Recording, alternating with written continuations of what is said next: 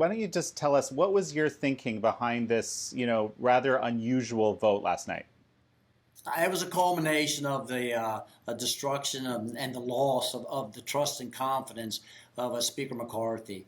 After we had that tumultuous speaker's battle at the beginning of the year, a really big part of that, Jan, was that we had agreements about how the House was going to conduct its affairs going forward. It was about the rules package. And what we had was an agreement from Kevin McCarthy not to deviate from the norms and ask for anything out of line or radical, but basically a restoration of functions of the House. Things like a single subject legislation requirement, 72 hours to review any legislation before we were asked to vote upon it, a guarantee that we would abide by the Budget Act of 1974 and have the 12 appropriation bills to properly and transparently fund government presented by the June 30 deadline that was stated within that act. And so we all held hands, we started moving forward, and we were able to get some really good legislation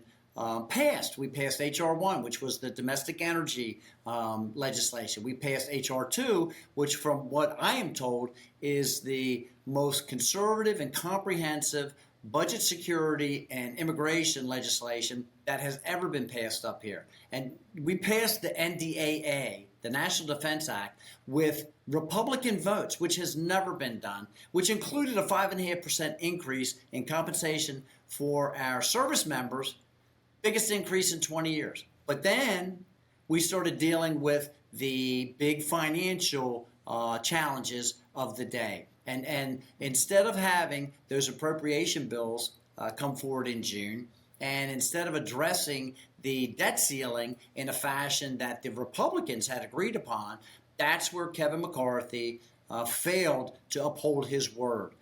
We passed, number one, a budget ceiling piece of legislation, and 218 Republicans voted for that. And it contained clawbacks from residual money that had not been spent yet from COVID. It also had clawbacks from like new Green Deal provisions. It had a provision in there that froze spending at fiscal 22 levels, which is not crazy or radical. And it also increased the debt ceiling by $1.5 trillion or March 11th of 24, whichever came first. Before the ink was dry on that, we sent it over to the Senate, and Kevin McCarthy started negotiating with President Biden a whole separate deal.